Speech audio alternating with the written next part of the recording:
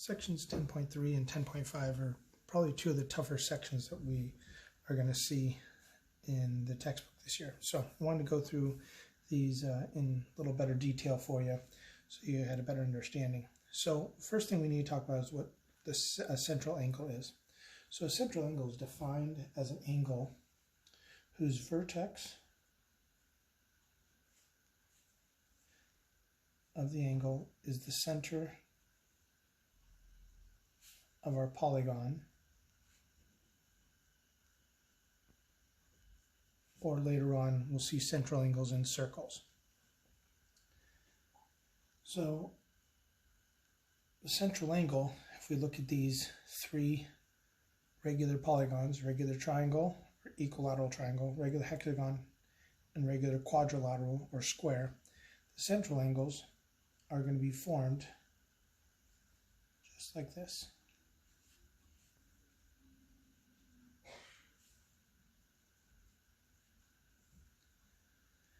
Now the sides of the angle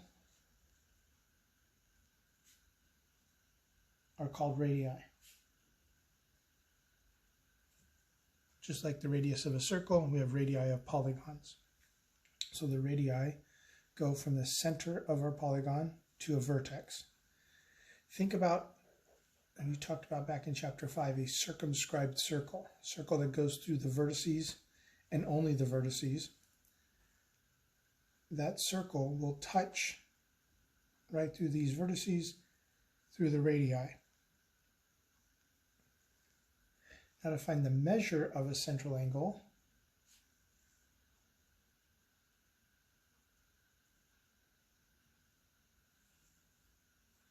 that's equal to 360 divided by the number of sides. Because that's how many triangles we'll have formed with our radii and our central angles. So as you can see, we'll have 3 triangles formed, 3 central angles, 3 sides. 6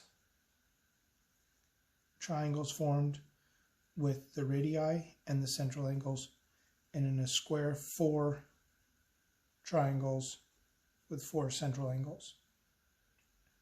So in an equilateral triangle, the measure of the central angle is going to be 360 divided by 3, which is 120.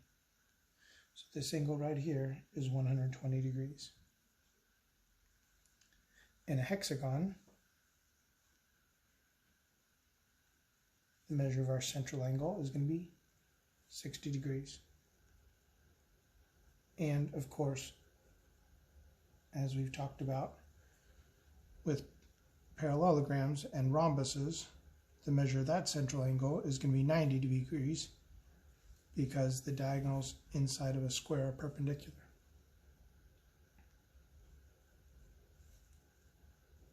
The next piece of a regular polygon we need to talk about and define before we talk about how to find the area is the apothegm. Now an apothegm is defined in 2 ways. It's the perpendicular line from the center of our polygon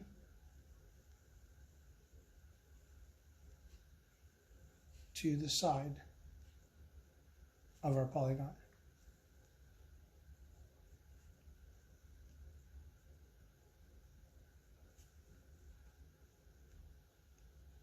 Another way to look at that is it's the height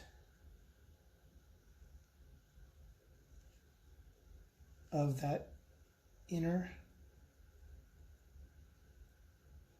triangle that we just talked about, that's formed by the central angle and a radius. It's also the distance from the center of our polygon to the side. Because remember, distance and perpendicular are one and the same. So an apothegm for this hexagon will be this length right there. So what's uniqueness of an apothegm as we talked about, the height of that inner triangle. So if I go up to my hexagon, there's my apothem. If I go down, go to my triangle, there's my apothem. In my square, there's my apothem. So the apothem is going to be that height of that triangle.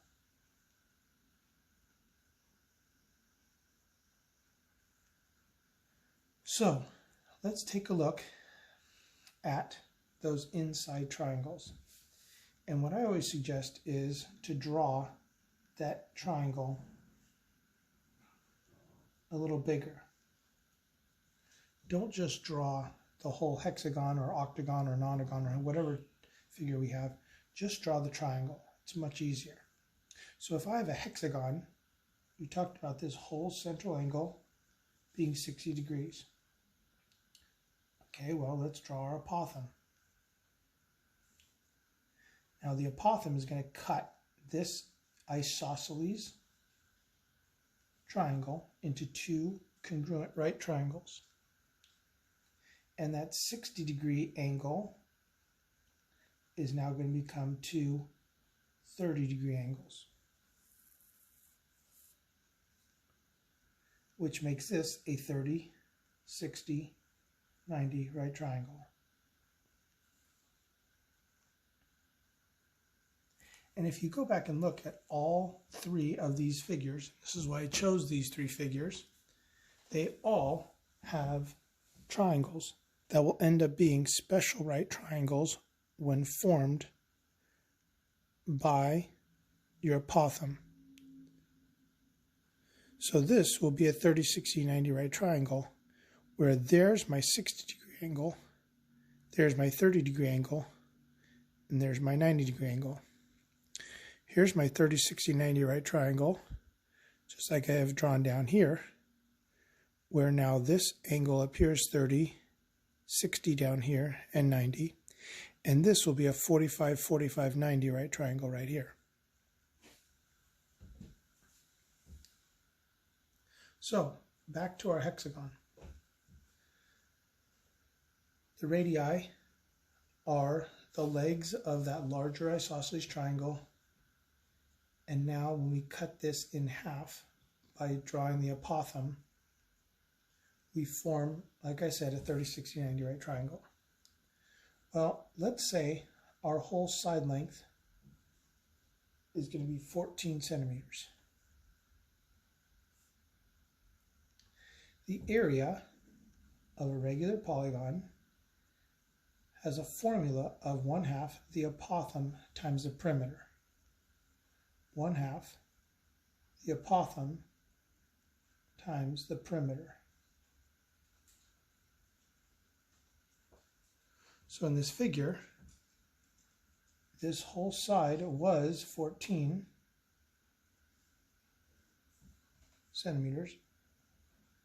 So now this right here is 7 centimeters.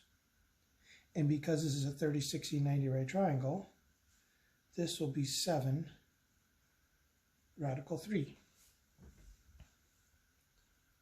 So, how do we find the area of the triangle? Well, or the area of the regular hexagon.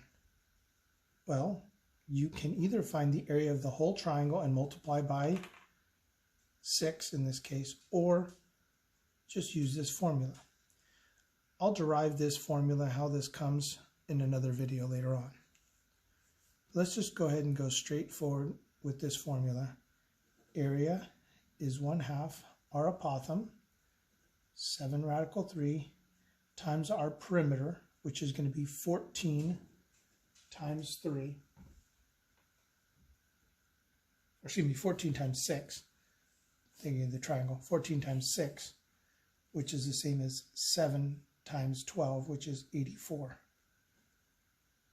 So there's my apothem, there's my perimeter, that 14 6 times, and so whether we do 1/2 times 7 times 84 or 1/2 of 84 times 7, either way, we're going to get 294 radical 3.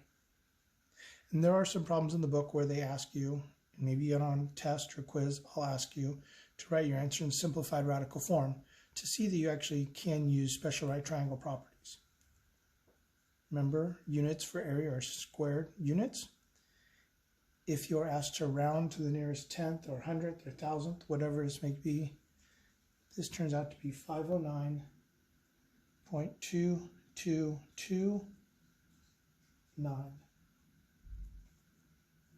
centimeters squared.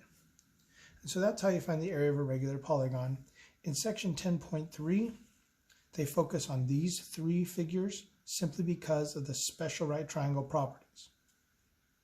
We'll talk about other we'll talk about other regular polygons in section 10.5.